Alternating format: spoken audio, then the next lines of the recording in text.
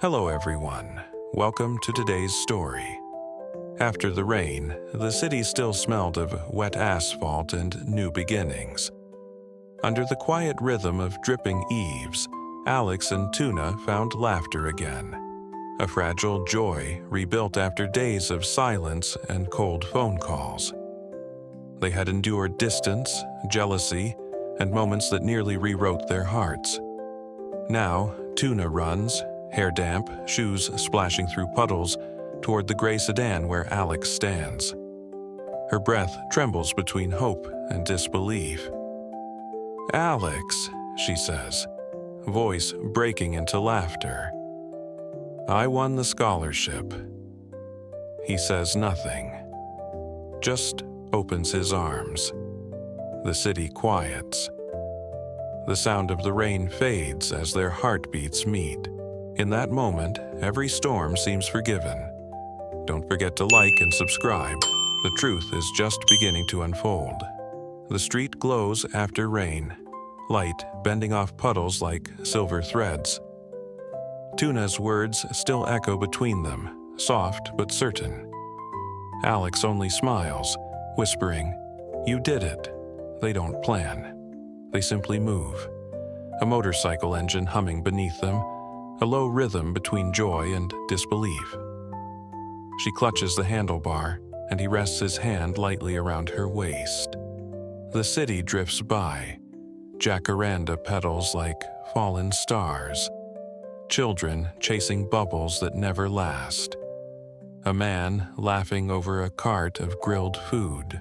10 minutes earlier, in her dorm, the email had arrived. "Congratulations. Scholarship." The rain hadn't dried yet, and her roommates were asleep. She had stared at the screen, blinked twice to make sure she wasn't dreaming, then zipped up her coat and ran. Some messages, she thought, are meant to be shared, not posted. Now, beneath the park lights, they walk into a tiny bookstore that smells of paper and rain.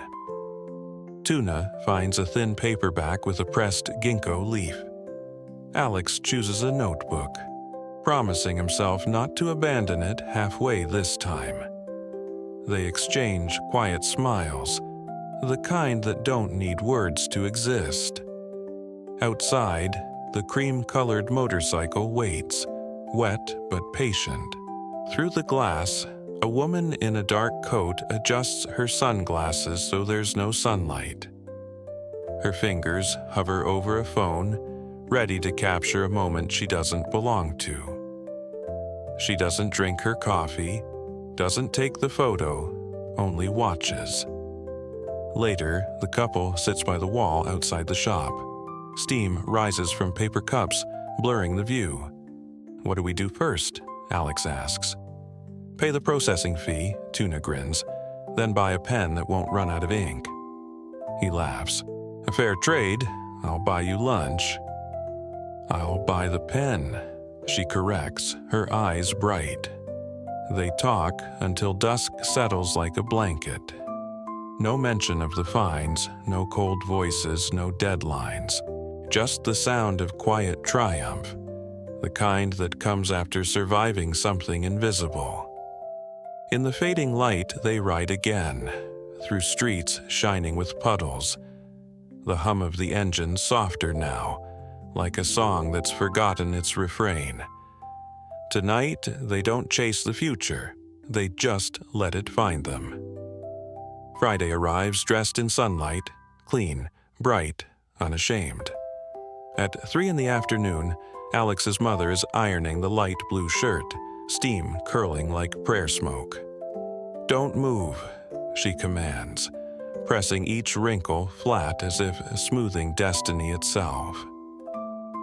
TuNa laughs quietly. Alex leans by the door, eyes soft. By 4 o'clock, they're at the university gate.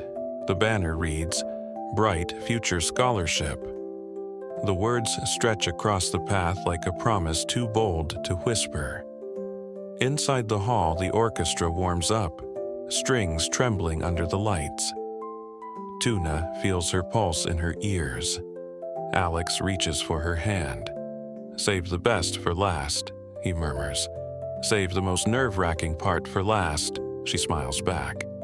The dean speaks about perseverance, about weathering storms. His words flutter over her like leaves. Alex's phone vibrates once. He glances down. "Emergency contract breach. Call now." He locks the screen without answering. His fingers find hers again, anchoring himself to what's real. Names are called. Applause rises and falls like tides. Then, her name. She stands. The shirt catches the light.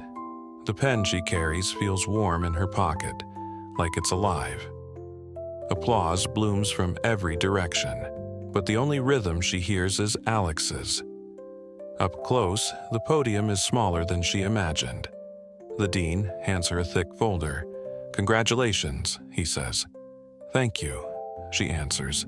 Clear, calm, steady. A camera flashes. For a heartbeat, she sees beyond the glare. A woman in dark glasses, sitting by the aisle, still and deliberate. May. She doesn't smile for the photo. She smiles for the moment. When TuNa walks back down the aisle, Alex is waiting.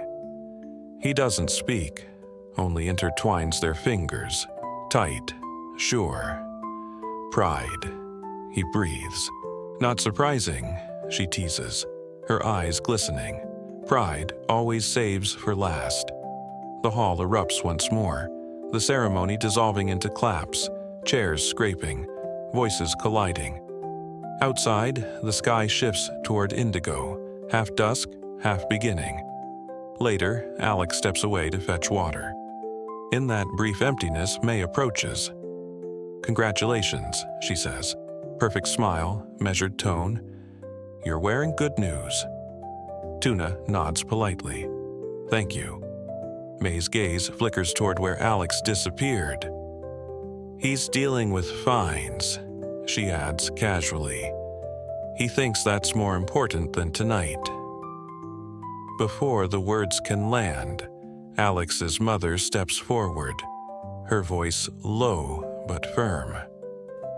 "Not tonight," she says. "Tonight belongs to her." May's lips curve, a cool acknowledgement, before she slips her card into her pocket and walks away, heels echoing like punctuation marks.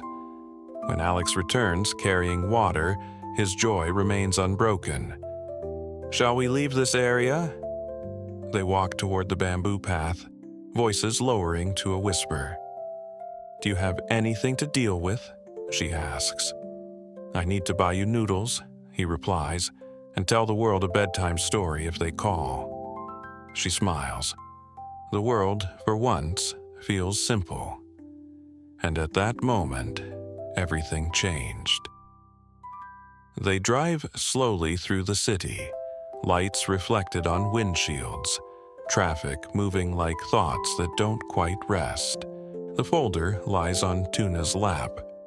On top of it, the silver pen glints softly, its leaf-shaped clip catching every fragment of light. She traces it with her fingertip. The shape reminds her of the ginkgo leaf pressed inside the paperback, the one she found that rainy night. Some promises, she thinks, don't need words. They just keep returning, like seasons. At the riverside, they stop for dinner. Plastic stools, steam rising from bowls of noodles. Their elbows touch. The warmth from the food fogs their faces, turning them into silhouettes carved out of light. Alex props his phone against a cup to hold down the napkins flying in the breeze. "Speech," he says, imitating his mother's playful tone, tapping an invisible spoon. TuNa looks at the certificate, then at the reflection of streetlights on the river. "I will come," she says softly, "whether it's raining or not."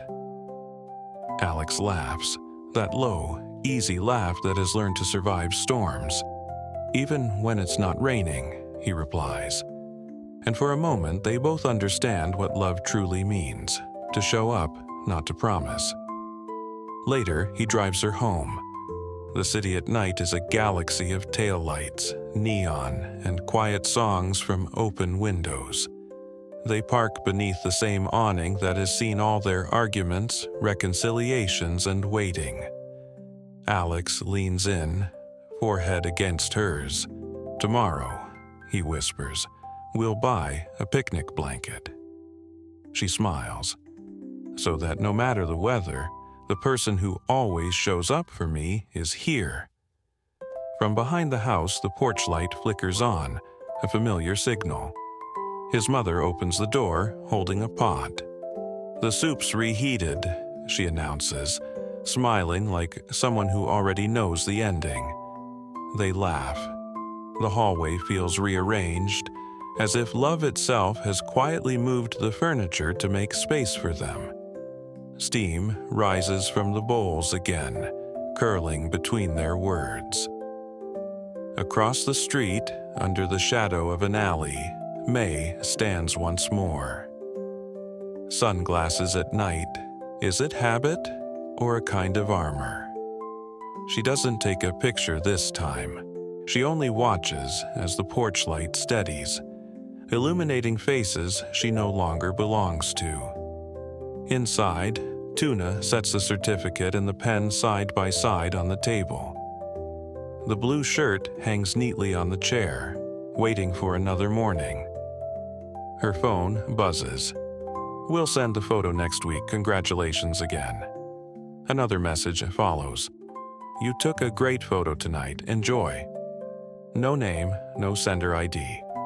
She exhales slowly, sets the phone face down. Outside, the sound of the city folds itself into quiet. Cars slowing, wind softening. Alex sits across from her, eyes gentle. "They didn't back down," he says, smiling faintly. "Let's have noodles again tomorrow." She nods. After the blanket, the words hang in the air like a truce, fragile, luminous, and real. They don't talk about May. They don't talk about fines or contracts or choices deferred. Tonight, they rest inside the space after decision, where nothing is urgent and everything feels enough. The city hums around them, steady and warm. Somewhere, the rain is forming again, not to break them, but to remind them that sunlight always arrives a little later than expected. The night lingers gently, as if reluctant to leave. Through the half-open window, the scent of rain mingles with the faint hum of the city. Buses slowing, street vendors packing up. A violin somewhere tuning one last note. TuNa turns off the lamp. The silver pen still glows faintly under the porch light, lying beside the certificate like a story waiting for its next page. Alex's jacket hangs on the chair, his laughter still echoing softly in the air. At the alley's end, May adjusts her coat. The porch light paints her shadow across the wet pavement. She doesn't take photos anymore. Some truths, she realizes, aren't meant to be captured, only accepted. Her heels click once, then fade into the night. Inside, the house feels full, not of noise, but of presence. Alex's mother hums a song while cleaning the table, the same one she used to sing when life felt uncertain. TuNa listens, her eyes tracing the outline of the folded picnic blanket on the counter, the quiet promise it holds. She walks to the doorway. Alex looks up. The silence between them is soft, forgiving, endless. No vows, no declarations, just the steady knowing that they will keep showing up for each other, in every storm, in every morning that follows. Outside, the street glistens like polished glass. The sky, a wide sheet of ink, begins to pale at the edges. Dawn doesn't rush. It breathes. TuNa lifts her eyes toward the light breaking behind the clouds. her voice barely above a whisper. Maybe love doesn't end, it just changes shape. Alex reaches for her hand. The warmth is quiet, certain. And in that stillness, love rearranges itself again, from words to gestures, from promise to presence, from the past to the unfolding now. The world continues beyond their door. Cars move, rain gathers, stories begin and end, but this moment stays. Two people, one morning, a silver pen on a wooden table, proof that peace can be the loudest form of courage. The porch light remains lit long after dawn arrives. Sau cơn mưa, TuNa chạy đến gặp Alex, người đầu tiên. Cô muốn chia sẻ thông tin nhận học bổng và họ ăn mừng bằng cách đi dạo dưới đèn công viên, ghé hiệu sách và ăn súp mẹ anh nấu.